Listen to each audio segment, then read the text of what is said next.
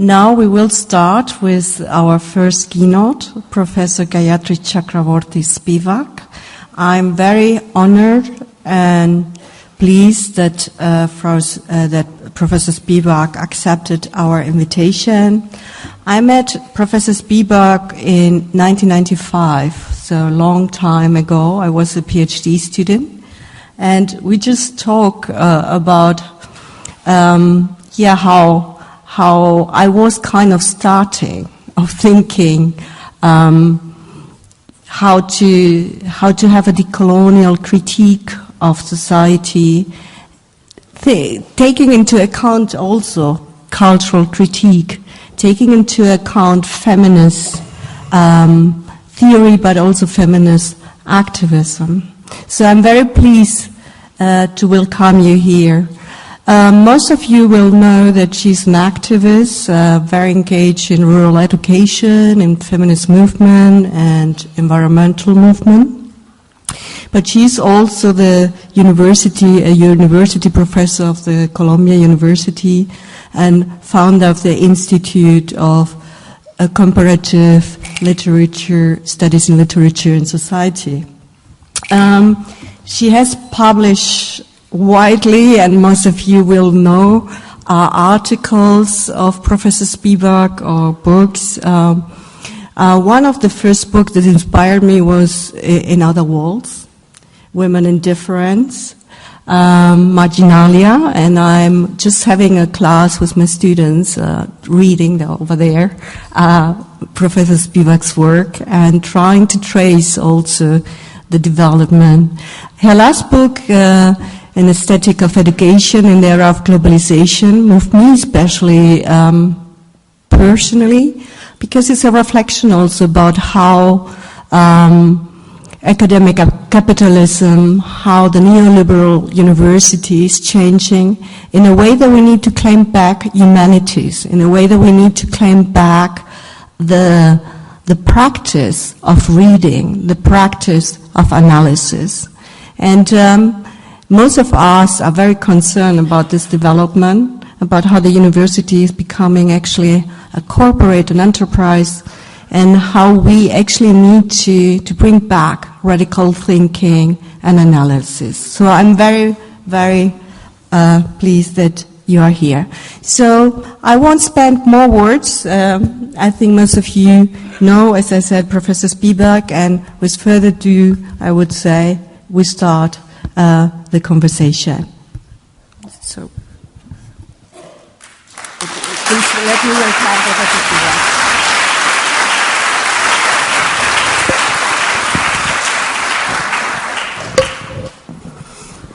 It works, right? Mm-hmm.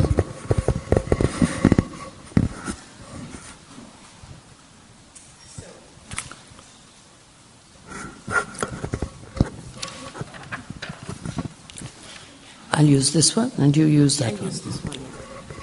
Okay. মাননীয় অনুপস্থিত উপাচার্য এবং মাননীয় সচিব, বন্ধুগণ, আমি বাংলায় শুরু করি। কত জায়গায় বক্তৃতা দিই, কখনো কখনো উদ্বোধনী বক্তৃতাও দিই। কোনোদিন নিজের মাতৃভাষা শুনতে পাইনি। সব সময় নানা রকম ভাষা শুনি, কিন্তু আমাদের যে একটা মাতৃভাষা আছে, এটা কোনোদিন, এই জিনিস কোনোদিন কখনো শুনতে পাইনি। খুব মজা লাগে। রাশিয়ান শুনতে পাই, আরো নানা রকম ভাষা শুনতে পাই, কিন্তু আমার মাতৃভাষা কোনোদিন শুনতে পাইনি। সুতরাং আমি এইভাবে শুরু করলাম। আপনিও চলে গিয়েছেন, আপনি হয়তো বুঝতে পারতেন কি বলছি, কিন্তু আপনার আর কেউ বুঝতে পারছে বলে আমার মনে হয় না। অন্তত এই জন্য খুব আনন্দিত হলাম যে কেউ হাসছে না। I'm obliged to speak my imperial language. I should say that this is not the first time, that's what I was saying. This is not the first time that I have heard many languages spoken. It would be no in Japan, in Russia. Never heard my mother tongue. I remember somehow you're speaking about Europe's former colonies. You forget that those places are not just former colonies anymore. And it seems to me that if you are going to make a gesture, acknowledge then that we too, in fact, speak. I give lots of lectures. I publish a great deal in my mother tongue. It's not just a private language to speak with my family. It became, yes, thank you. It became a language at the end of the 11th century. I think it would be, next time you think about the politically correct gesture of having many languages, consider why it is not necessary to recognize that when we speak in English, we are speaking an imperial language. So I'm sorry to begin this way, but this is my way of looking at, I mean, if I really felt like making a gesture, I would give the entire talk in Bengali. I'm quite capable of doing that, and I do indeed. One of the last talks I gave in a very organized space in Calcutta was on the distinction between Anavashi and Pravasi, that is to say the so-called non-resident Indians who are a plague on the economic situation in India as it globalizes, and people who work abroad, Anavashi and Pravasi. It was a very long political lecture, which would be quite appropriate here. But at any rate, the place where I would like to begin is with a small comment on keynote. See, I'm not an economist, and I'm not a social scientist, I'm not a sociologist, and I'm not really even an activist. I have two teaching jobs. One of them is at Columbia University, which pays me my salary, and the other, for 30 years now, is on the border of West Bengal and Jharkhand, where I haven't seen another urban radical in 30 years, where I make an attempt to repay my ancestral debt. Being a caste Hindu, these are the people whom we have destroyed. So therefore, and I'm a humanities teacher, so therefore I would like to say that my work is really in giving a keynote. I mean, keynote, the Oxford English Dictionary says that it's something that actually develops the theme of a piece. It, of course, doesn't, it talks about sonatas and so on, but in fact, once again, exactly the way I began my talk, it would make perfect sense to mention there ragas, because in fact, the composition based North Indian classical music is a much better example of what the Oxford English Dictionary thinks a keynote is. So from that point of view, my task as a humanities person who only teaches, you can call it what you like, is to say, first of all, what I have already said, that we are not Europe's former colonies. It's been a long time, number one. And number two, we are not thinking about alternative futures. We are thinking about our future.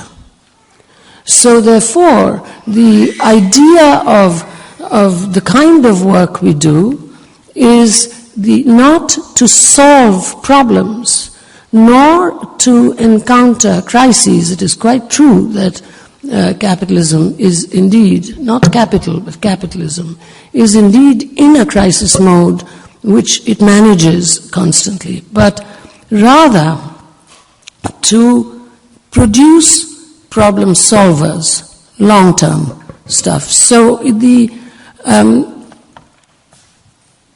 I read in an international newspaper this, I quote, "Caught between the European Union's commitment to humanitarian values and growing voter anti-immigrant sentiment." Let me ask you a question. Remember, English is a foreign language for me. What is the distinction between the European Union and voter sentiments? Where is there a European Union which is not reflected by the voters. This is a very peculiar kind of statement. Europe has, and also heads of state described the European Union as a corporation and as a collection of debtor states and creditor states. So that to an extent, I'm already in trouble here in terms of your responsibility toward us, the former colonies. Caught between the European Union's commitment to humanitarian values and growing voter anti-immigrant sentiment, Europe has reached an impasse on migration that risks fatal consequences.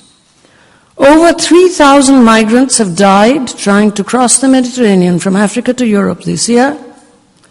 More will die unless Europe can find a way out of its migration paralysis. So far this year, sorry, it's a longish quote, Mare Nostrum has saved more than 100,000 people in the Mediterranean, plucking them from their rickety boats, but the cost, 9 million euros per month, and the anti-immigrant sentiment on Italy's political right have discouraged the government from shouldering a burden that should be all of Europe's responsibility. On Friday, Interior Minister Angelino Alfano said Italy would phase out the program within 60 days. Europe must quickly mount a rescue effort that matches Italy's or face moral shame when more migrants die. Now, of course, this has to be undertaken. The redress of these migrants who are dying in their rickety boats is absolutely essential. It is also true that in Britain, migrants have paid more than 8 billion pounds in taxes, but have not got many benefits. I work at the wall between Nogales and Arizona. I work at the situation between Tijuana and San Diego. I'm not somebody who is unaware of the immediate importance of what is described here. But that is not my main work. My main work, and indeed I do a great deal of work in Africa, I wouldn't call it activism because I think that word is quite often used in order to give oneself celebrity status. Let's just call it work. I do a lot of engaged work in Africa, and I certainly do some work in India, as I mentioned, and elsewhere. And our work really is to make sure in the long term that nobody swims to Europe and nobody comes in rickety boats. So that to an extent, Europe's moral shame is for us not exactly the agenda. So, and I'm not alone in thinking that.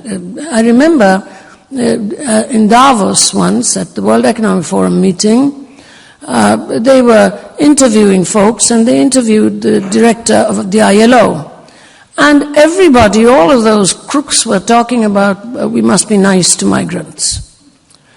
And Mosavia said we should really also think about the way in which global capital is deployed so that the condition in these countries is not so terrifyingly awful. But the CNN kept looping all of the interviews except this one. So to an extent, it's not unknown that if one really looks at the foundations, especially a humanities teacher, what we are talking about really is the production of a will for social justice. And from that point of view, for me, the real project is, the real resistance is to work for opening the right to intellectual labor. This is a very different kind of thing. You remember, Jens, you mentioned my class yesterday. When I talked about, and I'm going to repeat myself, when I talked about the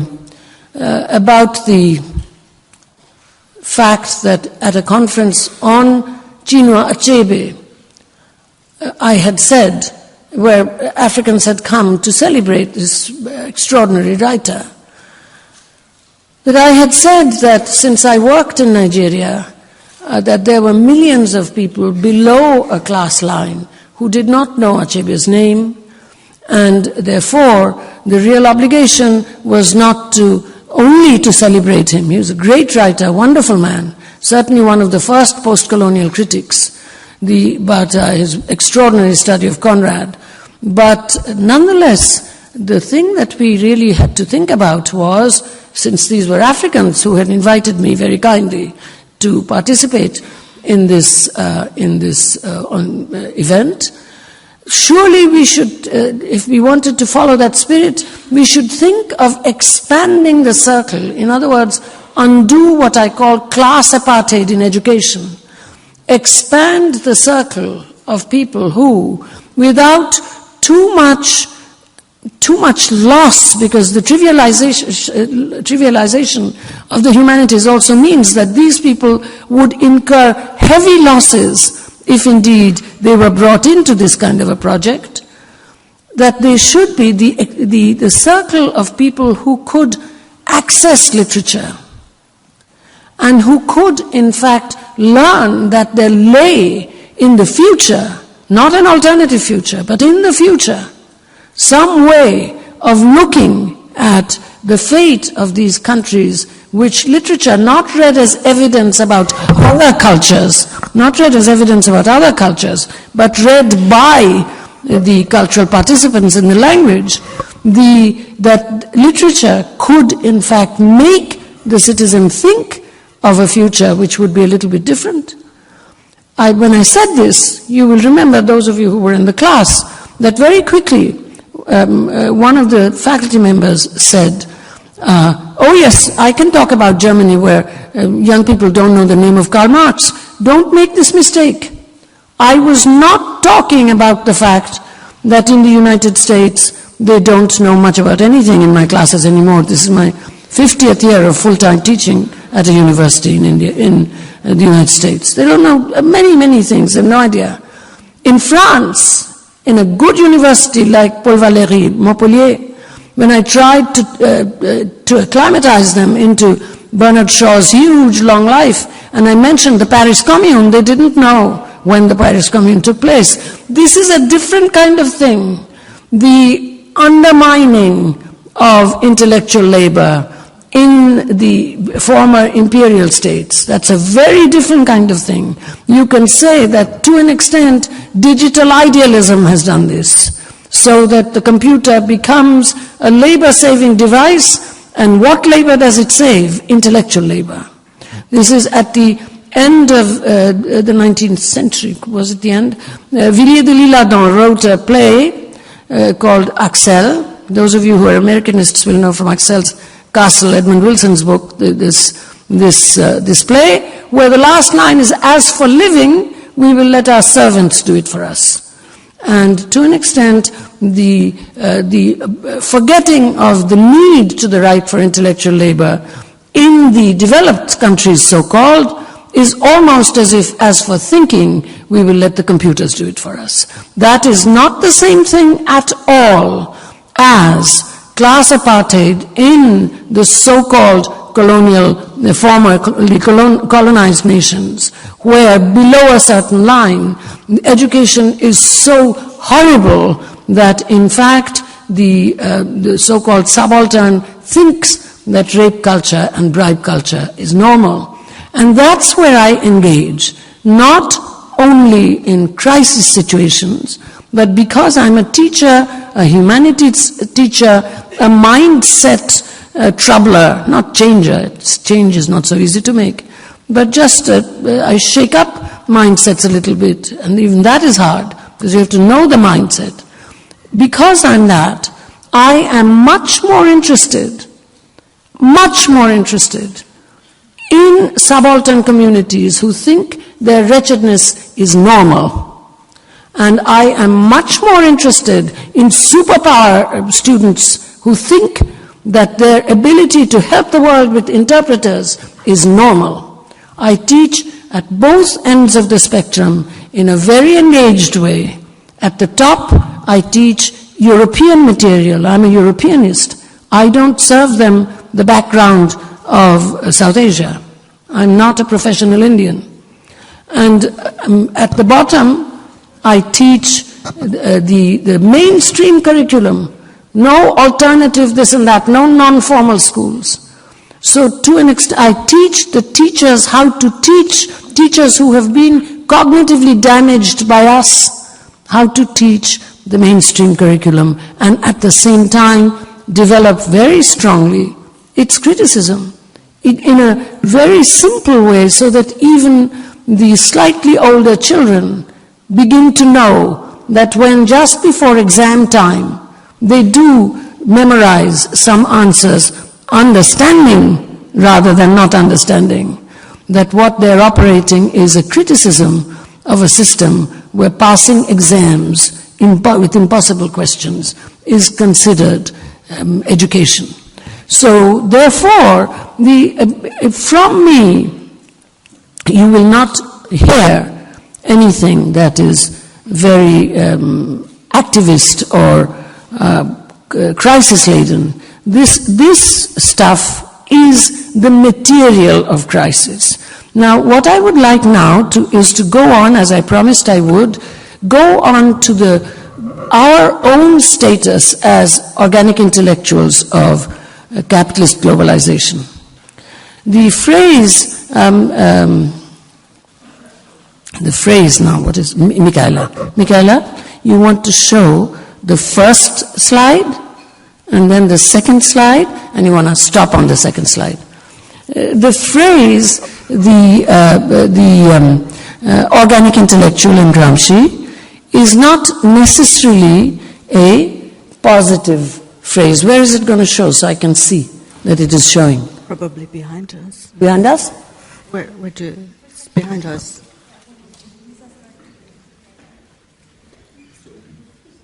Sorry? That's fine. Well, once it opens, I'm talking about something else now. So the phrase, it's fine. So the phrase that I'm talking about, organic intellectual, most people who don't read Gramsci very carefully, okay, is that the first one? No. If it's going to be amusing, I don't want my slides.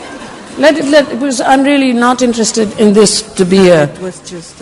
Yes, that's fine. Stop it. I don't want it.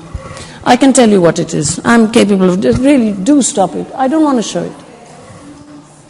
I really don't want to show it. Okay. Okay. Stop it. Would you just exit from the PPT? Yeah, stop. Just exit the file.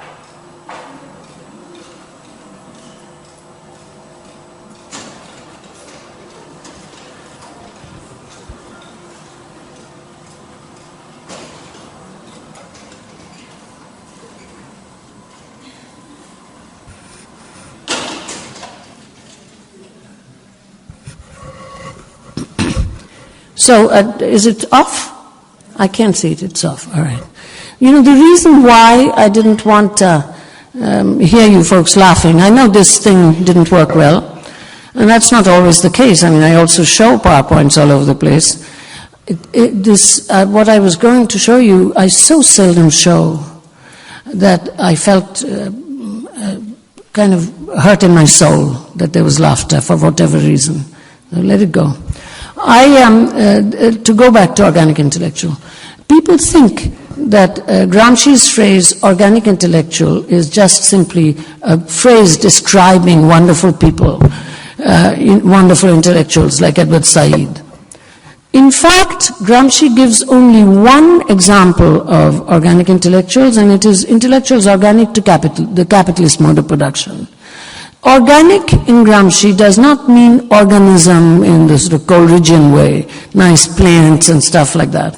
The word organic there is about organization. And so, how are we ourselves organic intellectuals of capitalist globalization? What I would have shown you is the place where in Bengali, in fact, I am teaching teachers on the final day of, it's a classroom exactly like a Columbia classroom, except it's of course much humbler in its proportions.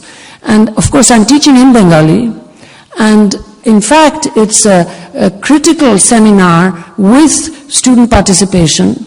And we are talking about the pedagogy of the production of subalternist intellectuals.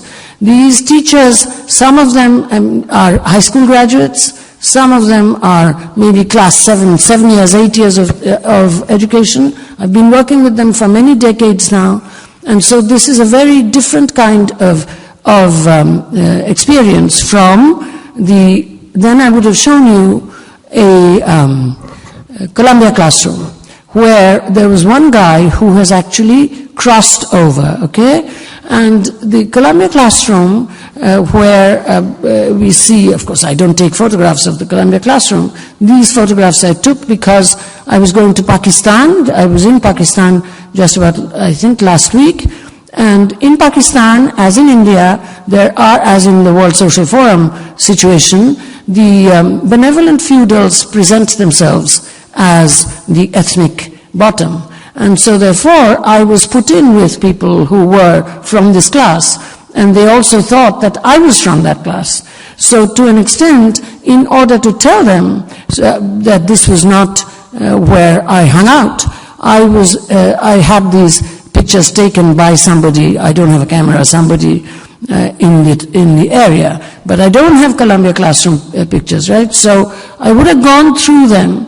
And then also I would have shown some pictures of tree planting in Morningside Park in New York with the Parks Commissioner, and a tree planting near the office building, which in the rural area, because it relates to Wangari Maathai and so on. It would have been a little bit of a show and tell to describe what I'm talking about now, the organic intellectual. Consider that a digression.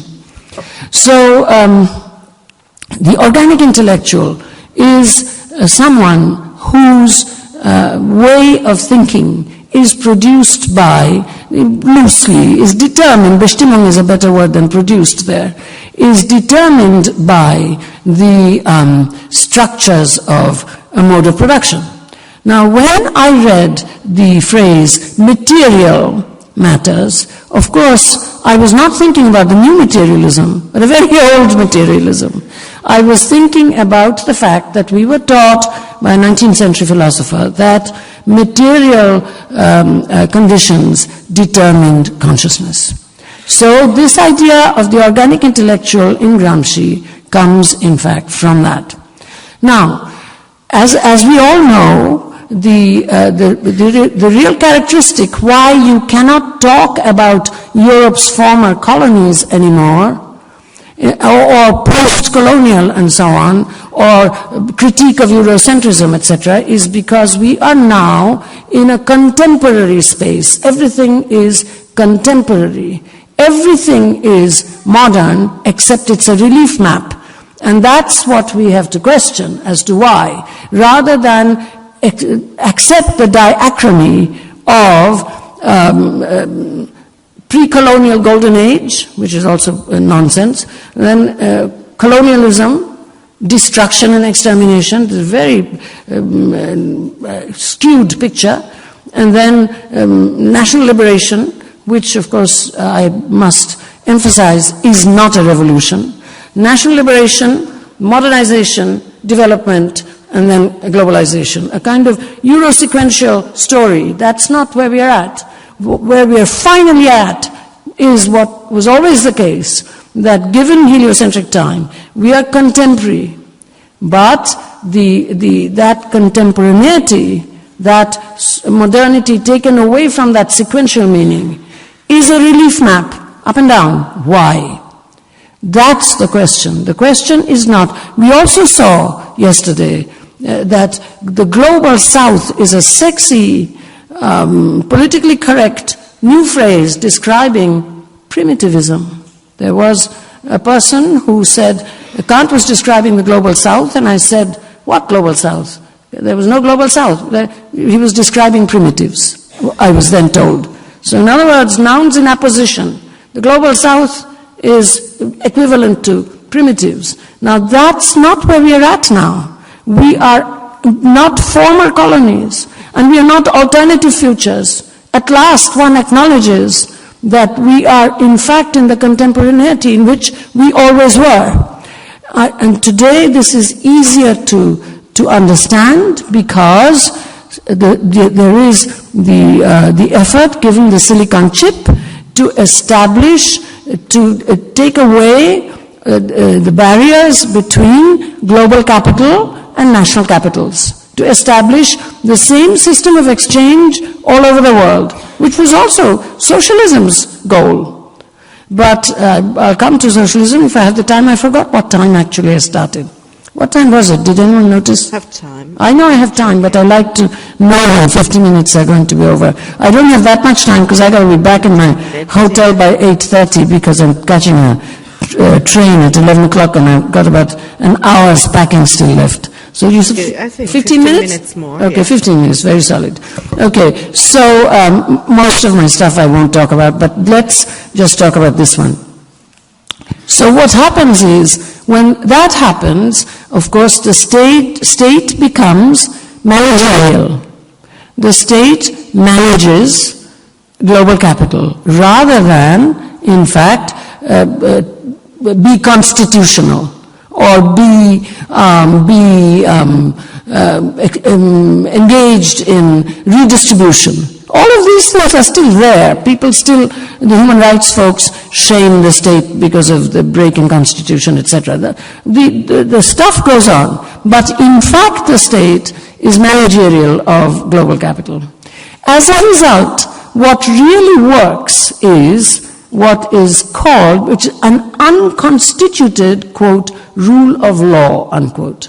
This is, in fact, the legal face of neoliberal governments, because this restructuring, of course, brings with it a governance which is called shorthand neoliberal, right? So, in fact, what we are working with is this unconstituted, quote, rule of law, unquote, rather than necessarily constitutional law, which also works in terms of crime and punishment and so on. I'm not saying that it has disappeared, but in terms of the welfare of the state, that's where it's at. An unconstituted rule of law. There are hundreds and hundreds of examples every day that one could bring out. But one of the intellectual results of this is this globalization, internationalization, the dilution of disciplinary content with so-called interdisciplinarity, these,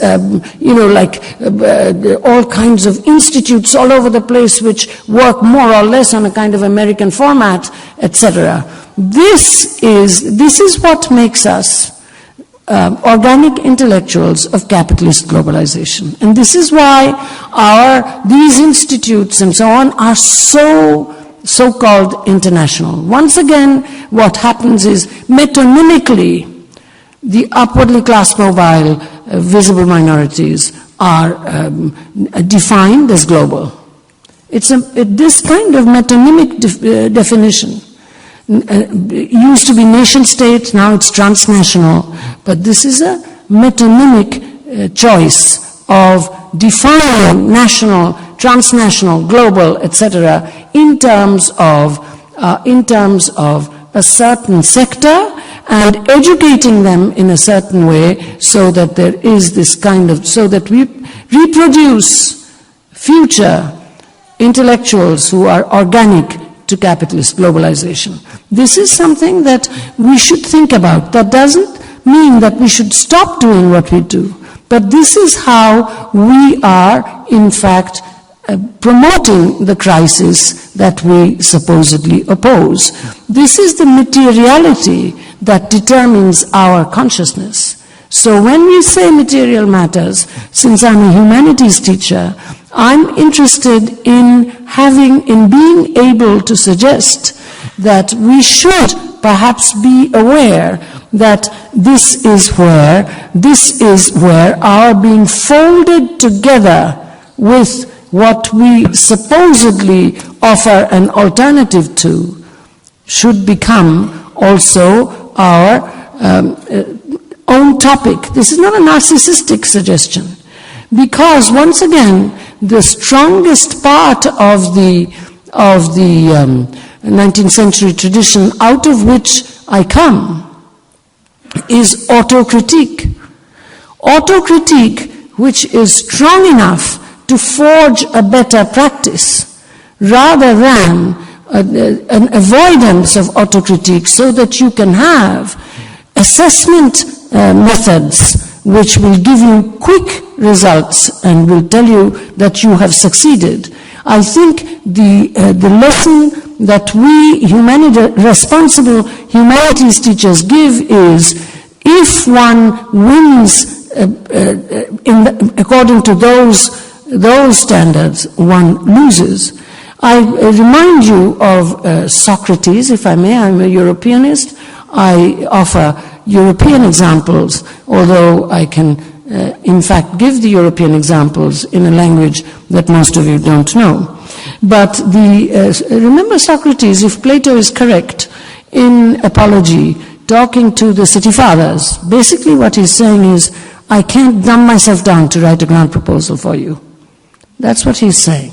And so I cannot dumb myself down, which is what we always say we're doing when we're writing grant proposals. Dumb yourself down. Make yourself more stupid than you are. That's what it means. Dumb yourself down.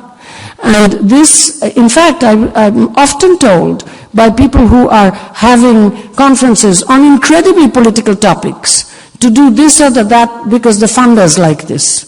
So to an extent, being organic intellectuals of capitalist globalization, producing these kinds of metonymic definitions of the global citizen, and also knowing how it is that we can indeed get funded for these kinds of things, there's nothing wrong in this. There's nothing wrong in this. Nothing is clean. One cannot just go into caves.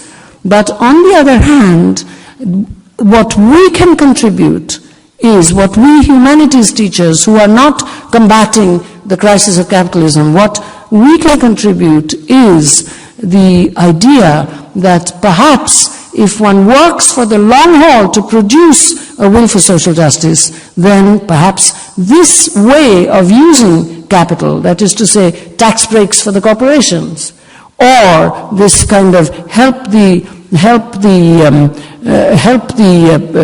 rule of law polity to produce metonymic folks who will be our global representatives and so on, this might in the long term change. Gender here is a huge alibi. Gender has always been an alibi, it is so now. So to an extent, I have much more to say, but let me also mention that in this context, what we really want to think about is that our task, through this kind of acknowledging being folded together with what we criticize, is to think about the long haul. Let me tell you in the 6 minutes that I have left about an experience in China. I'm interested in learning languages because I'm in comparative literature. So I've been learning Chinese for some years now. It's not easy. I'm 72. It's not easy to learn a language which is so different from the ones you know. But given the fact that my own country, I'm an Indian citizen, is so much engaged in nationalist competition with China, and China is at the same time engaged in nationalist competition with my country, and we call it the Asian century. Metonymically, it's India and China. So therefore, I thought I should learn Chinese. And I have been going to mud schools near the Laos border.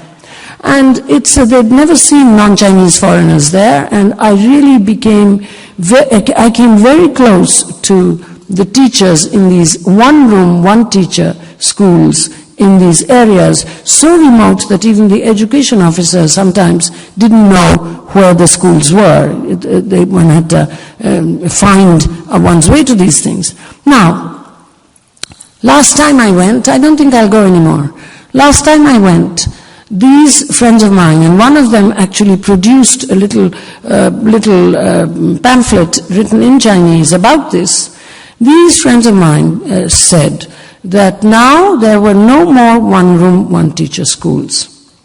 And they said that what they had was central schools, partly privatized, some from the state and some from companies.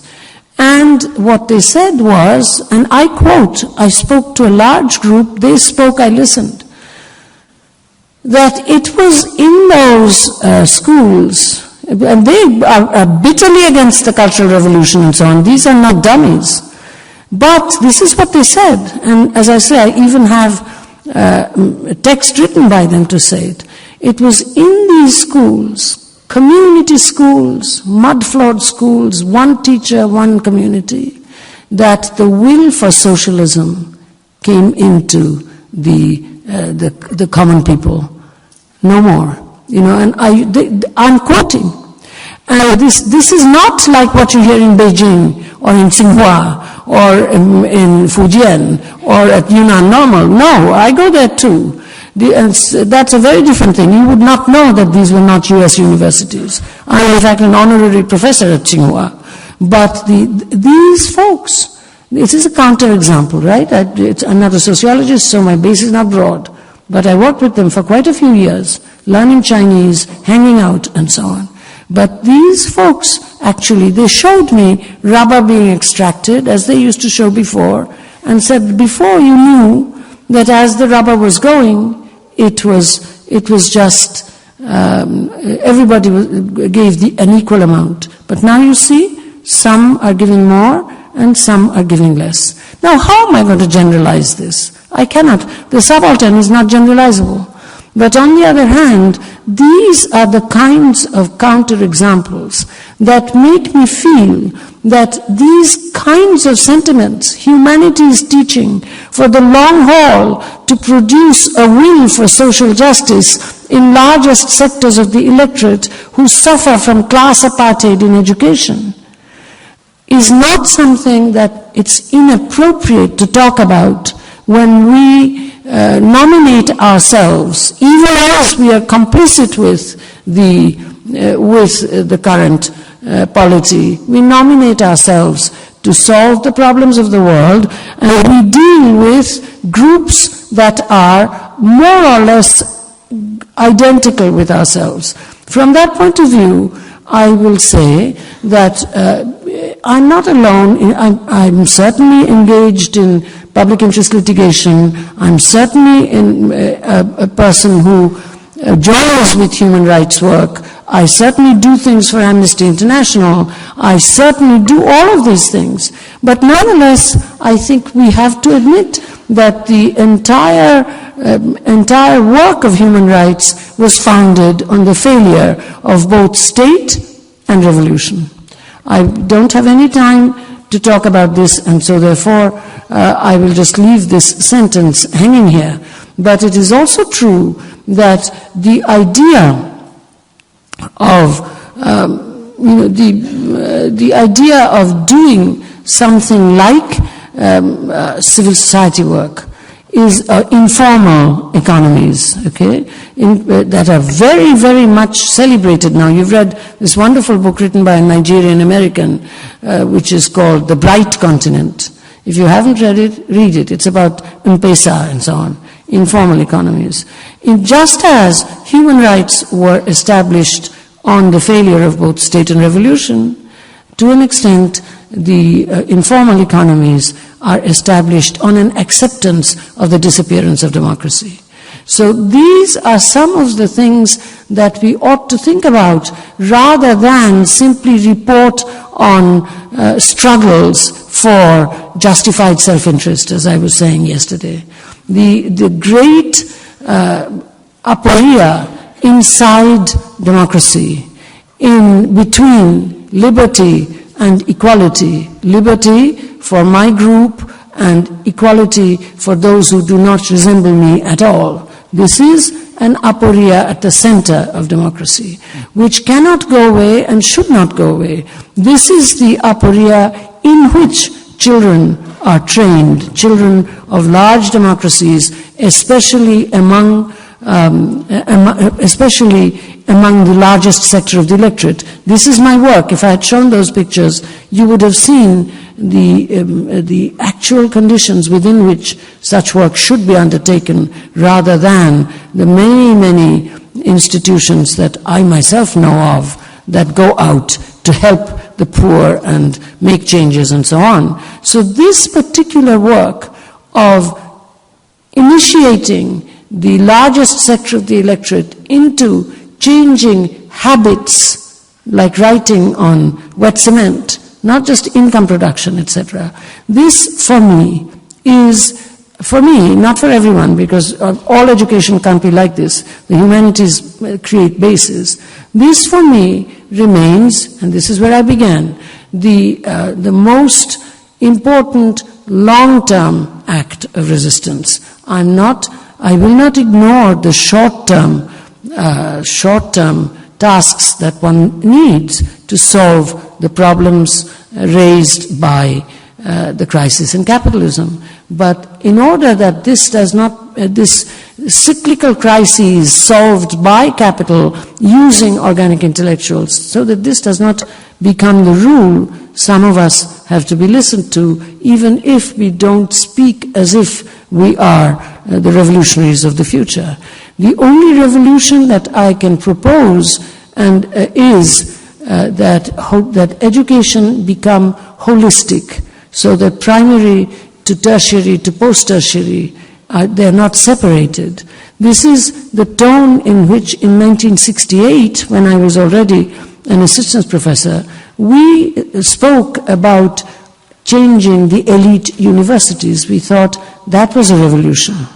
I just received an honorary doctorate from Vincent Saint-Denis. That was the big 1968 university. It's become like any other university today. Those structures are too strong. You can't do anything by just focusing your revolution within the university structure. And it will not happen in the Western world. It will not happen perhaps in any country within the education system. It will happen in local civil society initiatives, so that not in international civil society initiatives. I cannot talk about it now because I've come to the end of my time, but I want to say that if one really wants to think about a revolution, this is what I would propose. I'm very ready to talk about it at very great length, because this has been my work. It's exceedingly deep-based work at both ends. So therefore, I'm not just talking off the top of my head, and that's the invitation that I would extend to this fantastic audience, because I know you're very serious about the topic. This is how material matters. I'm sorry I did not get to talk about feminism at all. I just laid the ground. But I have here a point where I begin to talk about heteronormativity. So that will keep, and perhaps when I go to Norway to talk about the 200th anniversary of their constitution, that particular point I will lift onto the Norwegian address. Given YouTubes these days, you will probably see it. Just remember that it is you I'm addressing. Thank you.